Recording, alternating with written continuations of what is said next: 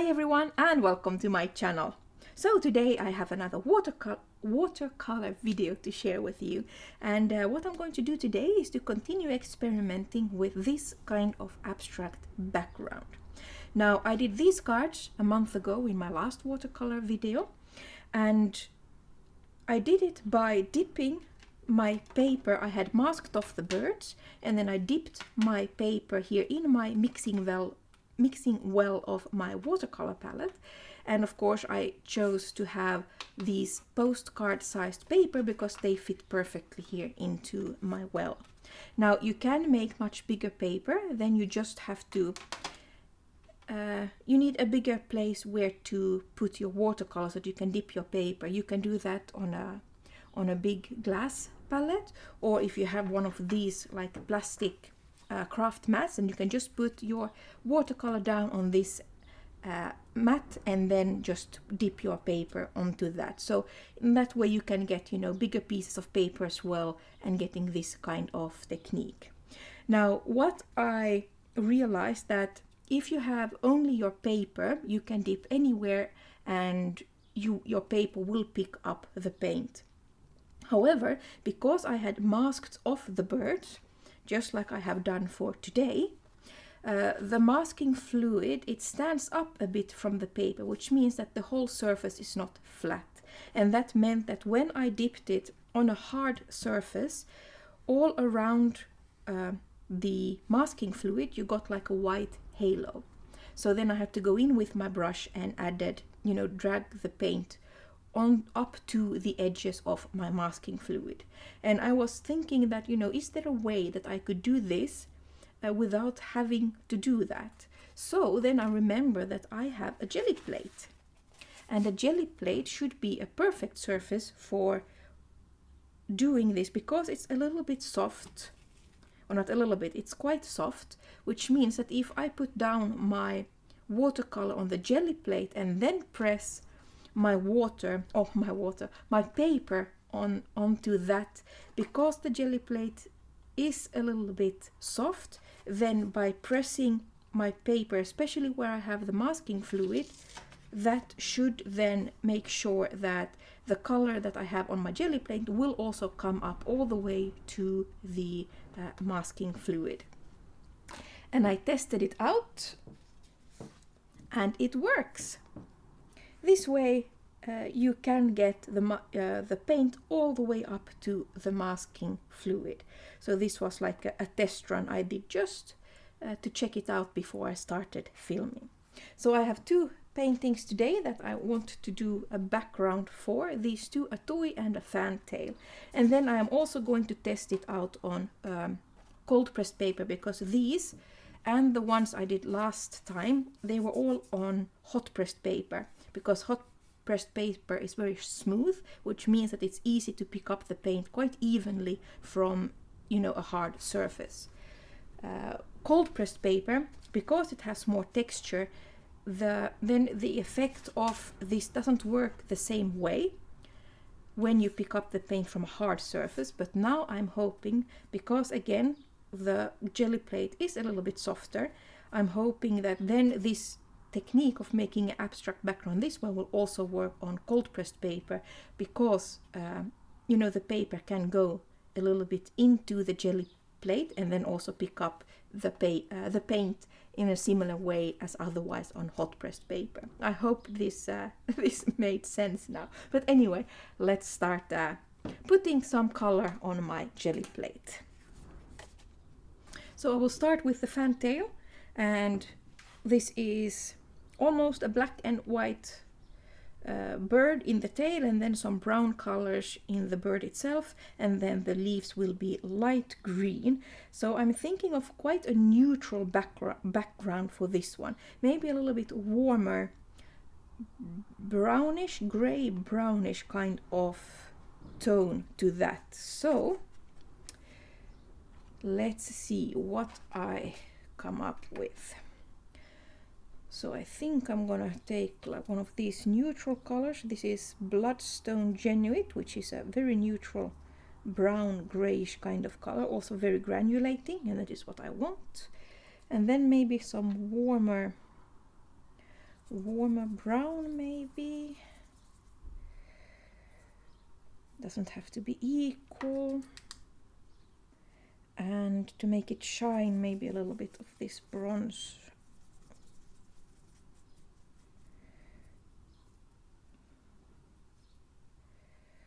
Okay, and then let's add a little bit of water. So I'm spraying it, and now let's dip our bird in this and see what we will get.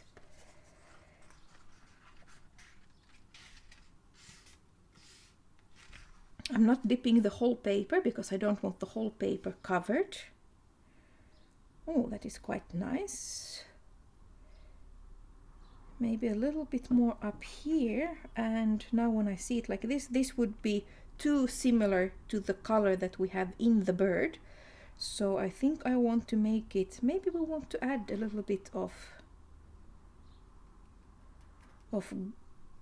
green maybe up here, undersea green, I think, because that is a lovely granulating color that almost splits its colors when it dries.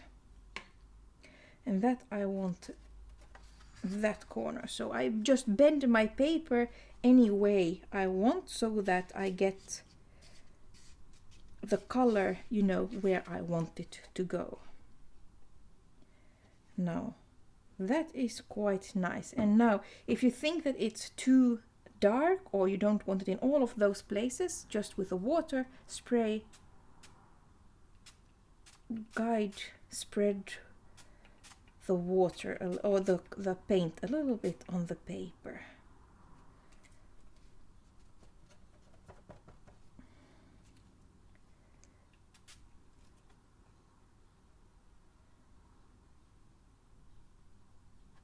I think I really like that.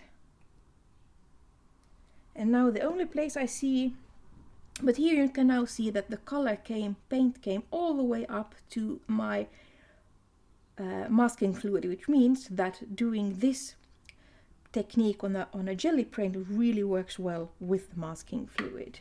The only thing now is that I didn't press enough here, and I would like to have a little bit more color behind the tail there. So while the paint is wet, I will just go in and add little bit more color just behind those tail feathers.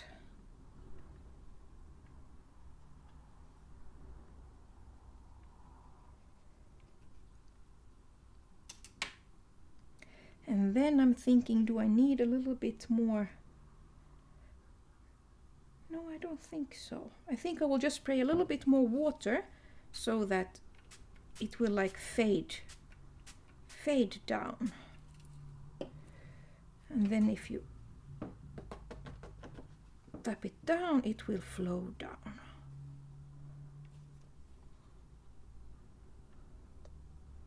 I think I'm very happy with that. Now I will let this dry. So, and then we have our next one, which is this one, a tui. And what do I want for color behind this one?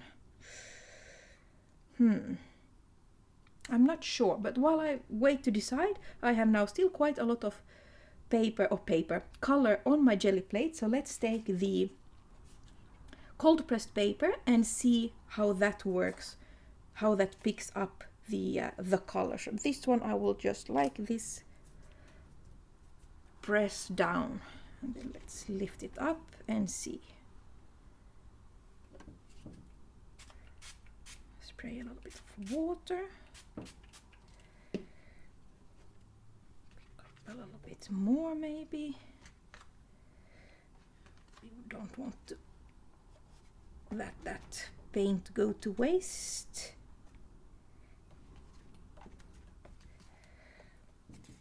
I quite like that. And it definitely works much better to pick up paint, the color and the paint on the jelly plate for cold pressed paper than it does on a hard surface.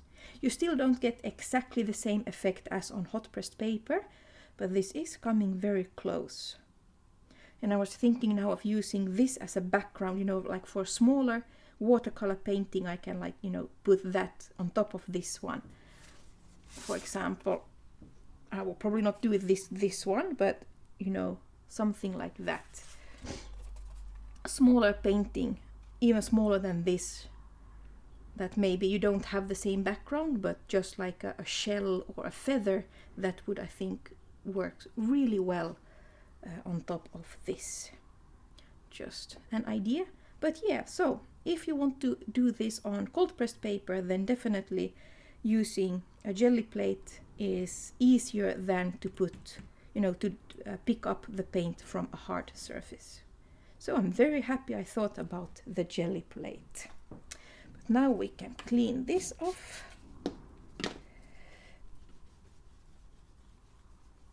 And now let's see what we want for color behind the toy bird.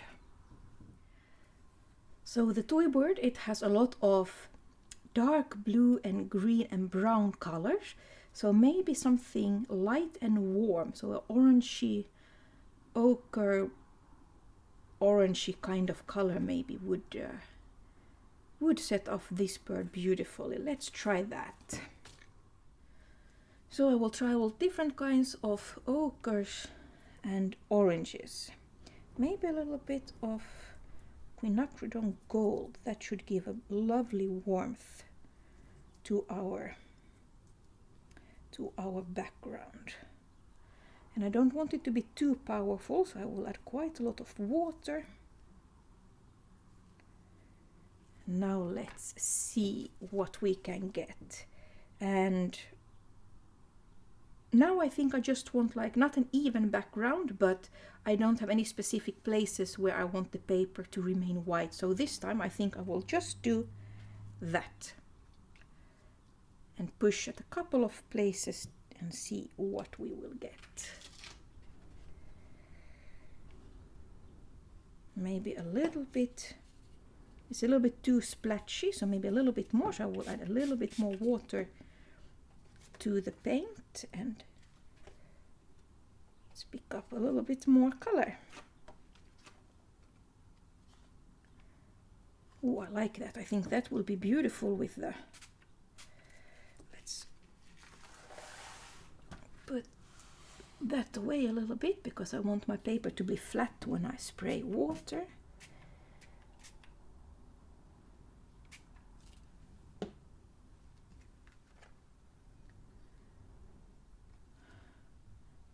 And again, now you can see that without going in with a brush, we have no white halo around our masking fluid, so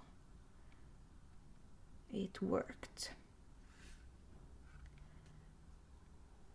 And I think I don't know if I want any more than that.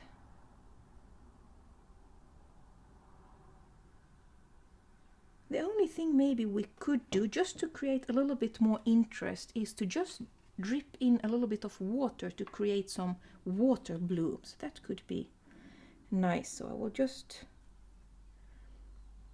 here where it's quite even, I will just drop in 1 or 2 droplets of water and see if we can create some water blooms.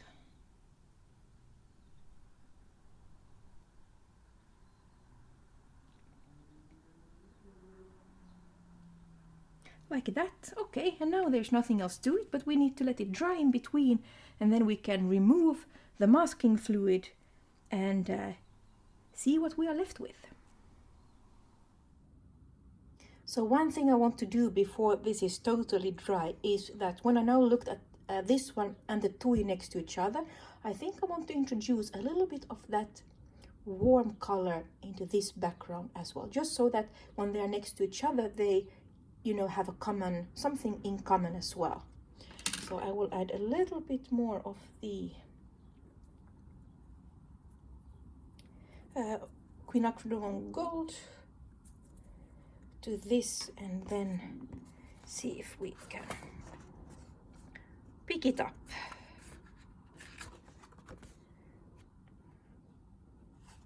And I don't want much.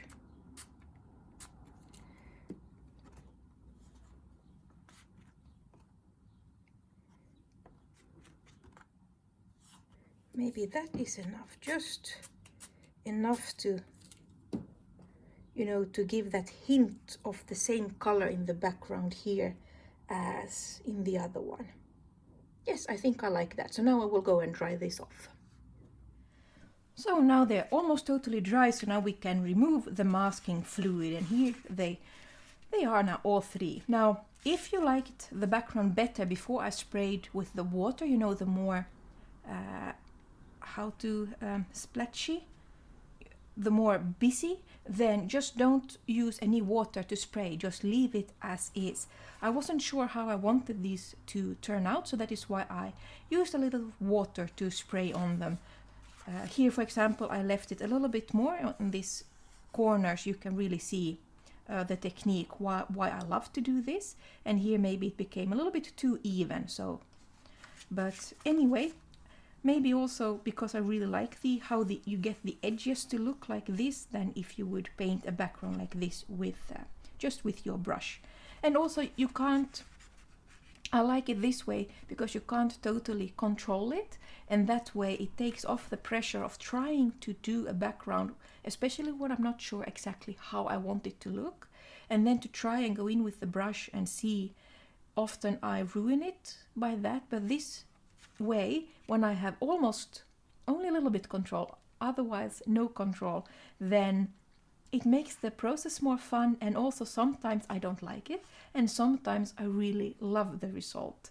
So, but it takes away a little bit of the pressure of, oh, I have to make the perfect background, because this way I can get effects that I otherwise wouldn't, and I really like it. Here, for example, you can see that the effects that you can get if you don't go in afterwards and spray with too much water. Here as well, you can get these effects. This one I really love, that I almost left all alone after, you know, dipping the paper. And here you can see the lovely effects that you can get as well. And these effects you get by first dipping your paper in very pale color, let it dry, and then you dip your paper. You add some darker colors to the place where you dip your paper, and then you can get these effects. So, but for these I actually, maybe because the bird with the flowers here, they're a little bit more busy, so I wanted a little bit more calmer background. And by spraying then with the water to even out a little bit, then we only have that beautiful effect here in the outside corners, outer corners of the paint. So, but like I said, they are dry, so let's remove the masking fluid. And I'm sorry now if the picture will shake a little bit, and that is because it's my table.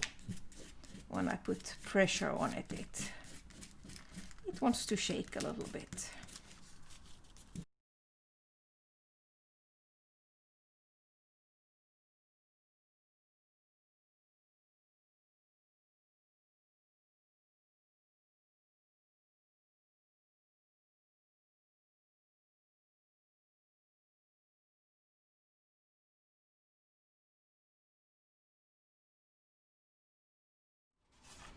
So here we have them now, all three backgrounds done.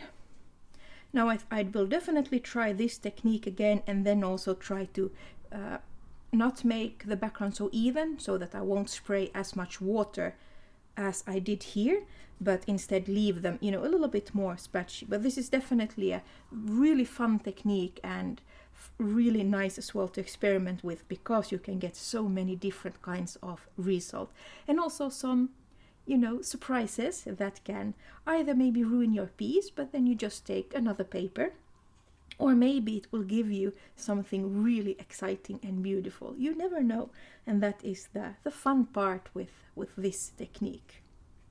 So I hope you will try it out.